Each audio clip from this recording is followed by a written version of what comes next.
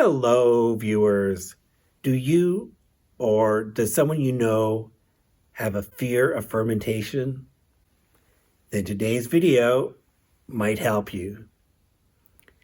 So that's today's topic, the fear of fermentation. Where does it come from? What can we do to overcome it? And the examples I'll be using are all about fermenting rice wine. Of course, that's what this channel is all about. If you like this video, please click that like button and subscribe and click the bell to be notified because I publish a new video on the subject of rustic Asian rice wine every week. And I really appreciate it when you share this video where it's appropriate. That really helps spread the word about rustic Asian rice wine. I appreciate it. So thank you for that.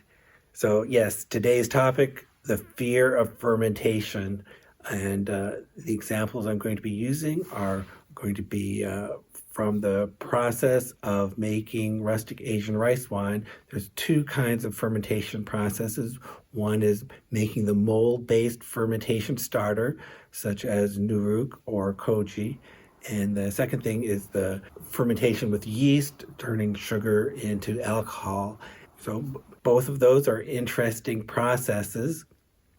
Let's talk about why someone would be afraid of fermentation. What are the negative associations with fermentation?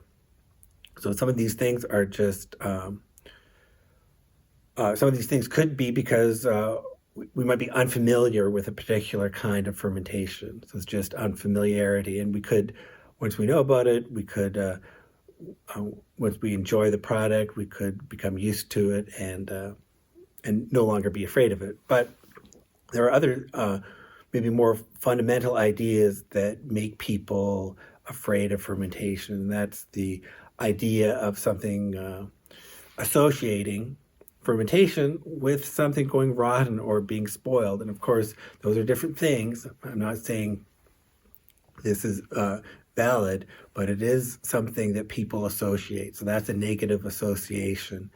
And another negative association is because fermentation process involves microbes.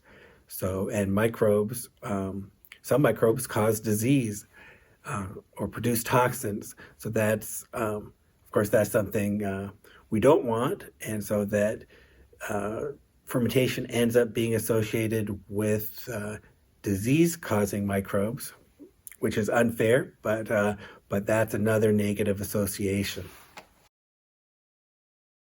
Okay, so what information can I give you to counteract that, to overcome that fear? So one thing you can do, you could read about fermentation, something like this, The Art of Fermentation, Katz.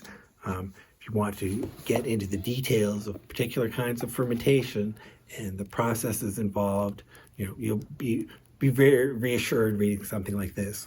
If you have any concerns about fermentation, the best thing to do is to read about it and find out the details and the processes involved, how to do things correctly. But there are some general ideas that can really reassure anyone that's hesitant about fermentation. So one important concept I want to get across is that fermentation does not require sterilization. It doesn't require a sterile environment to do fermentation. It does require a clean environment. You want to sanitize things, but it does not require a sterile environment. So that distinction is important. And for example, just in terms of how do I prepare my prepare my brewing container, my glass jar? How do I prepare that? I use a commercial product called StarSan, and notice that it's called StarSan for sanitize. It does not sterilize the jar. That's my kitchen is not going to be a sterile environment, but I do clean my jar first of all, so there's no visible dirt, nothing contaminating it, and I use the StarSan that reduces the amount of microbes that might contaminate what I'm brewing. It might interfere with what I'm trying to ferment. So that's the idea. The process of fermentation is strong enough. It's self-correcting. Once it gets going, it's going to for example, fermenting with yeast. The once you start fermenting and the brew is going along with the good yeast that you want, the yeast that you added, that yeast is going to multiply and overwhelm any unwelcome, undesirable microbes. So that's the idea, that fermentation is strong enough to overcome the small amount of accidental contamination. And the part that you control, that's very important, the part that you control in the fermentation process is the environment. So you're not trying to control it by sterilizing everything and only having one kind of microbe. That's going to be too difficult to do in your kitchen.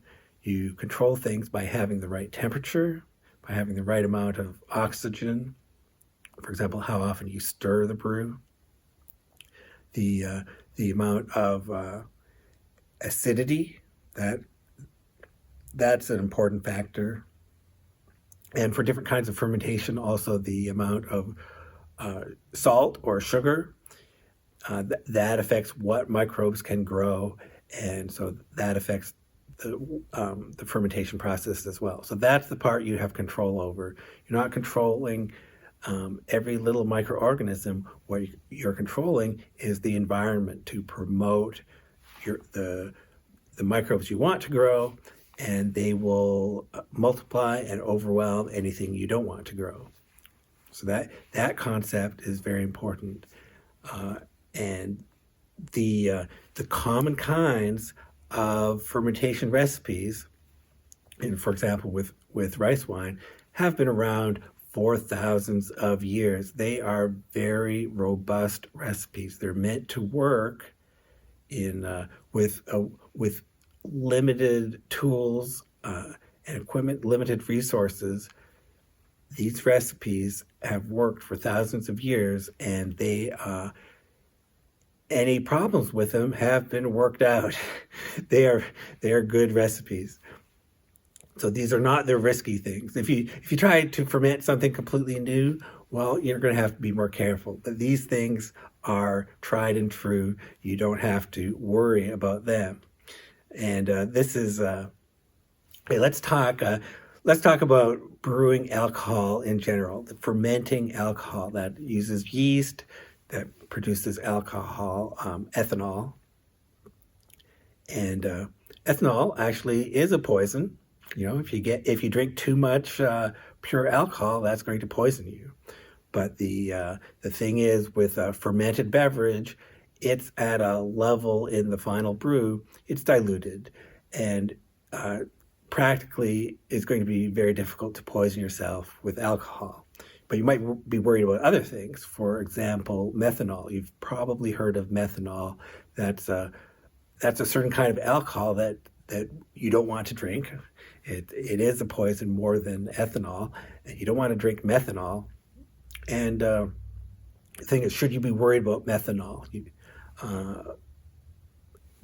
If you're brewing rice wine, no, because fermenting rice does not produce much methanol at all. It's practically nothing, and sometimes, from what I read, some fruit fermentation can produce slightly more methanol.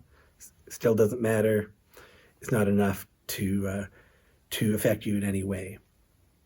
Now, that's because this is just a fermented wine. This is not a distilled beverage. So, of course, if you're distilling something, you have to know what you're doing. That's a different topic. But what I'm talking about today is fermentation. So you don't have to worry about methanol in fermented rice wine. You don't have to worry about that at all. What other part of the process might you worry about? The process making nuruk, for example, or making koji, that involves mold. And there are some kinds of mold which produce toxins that you would not want to consume this bad kind of mold. But again, it's a matter of starting off with clean conditions and introducing the mold that you want, even in a natural way from dried plant matter, that still is a reliable way, and then controlling the environment. And by doing that, you get the mold that you want reproduces more than the unwanted mold and takes over. And it's not hard to do. It does require some monitoring. So that's another important factor. This isn't just happening without you watching it. Just your normal senses can detect that fermentation is working properly. And any off smells, tell you that things aren't working right. That's that's the warning sign. In my brewing experience, there's only been a few times where the fermentation didn't work out, and the result was unpalatable. But even then, I wasn't producing anything poisonous. I was just producing something with a bad taste, bad odor that I wouldn't want to consume. The processes I'm following don't produce poisons, don't produce toxins. They're not going to lead to anything that bad. Okay, I recorded this entire video, but I realized there is an asterisk here. There is an exception. I used raw wheat flour in one of my makgeolli recipes, and you should heat the wheat flour before using it. You should not eat uncooked wheat flour. That's the warning that stops you from eating raw cookie dough. Don't consume raw wheat flour. I believe the recommendation is the flour needs to be heated to at least 165 degrees Fahrenheit or 75 degrees Celsius. And a lot of recommendations seem to involve heating the flour in the oven for, let's say, 300 degrees Fahrenheit for 5 minutes, and then using the flour. So flour should be cooked before using it in any recipes. That is a precaution you should take to avoid contamination. So I wanted to be accurate here. Yes, that if you do use raw wheat flour in any recipe, you should treat it with heat. So I realized that exception after I recorded the rest of this video. Thank you for letting me make this correction, and back to the original video. The worst that can happen is that you have something that doesn't taste good, that you don't want to consume. You don't have to. Don't do it. If it smells funny, don't consume it. Another example is that there twice in my brewing experience, I've gotten a kind of yeast that I didn't want contaminating my brew, and this kind of yeast produces an acetone smell. So it's very detectable. You can smell acetone at very, very low concentrations, and it was obvious. And the problem here was that I had started off the brew at too high of a temperature. I had started off at higher than 30 degrees Celsius, 86 degrees Fahrenheit. And that was too hot, and it meant that this bad yeast took over and started producing this acetone smell, which is bad. The correction to that was to stir more often. The additional oxygen and over time the cooling down, the yeast I wanted overwhelmed the bad yeast, and eventually the acetone smell went away. I'm able to consume the product, the wine, in the end. So everything worked out fine in the end, but it is important to monitor what you're doing, how the fermentation is progressing. And same with growing the mold on the Nuruk cakes, the wheat cakes. If the mold is supposed to be white mold, if you see a black mold growing or weird colored mold growing on your Nuruk, well, don't use that Nuruk. That's not the Nuruk that you want. Another part of Nuruk production is drying the Nuruk in the sun, and that is a safety feature too, and also the Bobche method to get rid of unwanted mold spores. Putting that Nuruk in the sun, that's part of the process, and is helps get rid of any unwanted mold. You don't want those mold spores to be active after you produce the Nuruk. So these are the positive associations you can have with fermentation. These fermentation recipes are robust, they're strong, they can handle unwanted microbes, and they will overwhelm them and be successful in the end because you're in control of the environment and you set things up so that you get the results that you want. It's a cooperative thing with the yeast and the mold, the desirable yeast, the desirable mold. Those things, you're cooperating with those microbes to get the end result that you want. But you're in control because you set up the environment and you're monitoring it. And these fermentations are easy to monitor just with your own senses. Your sense of smell is very sensitive. You're going to be able to smell if it's a good fermentation. Good fermentation, you'll smell bready, maybe a little sour. Remember that sourness is protective against contamination. And if you're growing mold on a wheat cake for Nuruk, the good smell is a rich, earthy smell, but not a bad, wet, moldy smell. So you can tell the difference between something spoiled and something that's fermenting. You can tell that just with your sense of smell. So those are good things to associate with fermentation. The fact that recipes are robust, you're in control, and you can monitor things. You can tell that the fermentation is going well.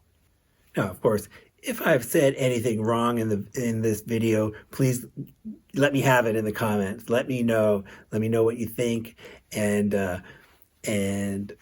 I hope, of course, that you are not afraid of fermentation, and that anyone you know is not afraid of fermentation. But if they are, you have some information to help convince them otherwise. And thank you for watching.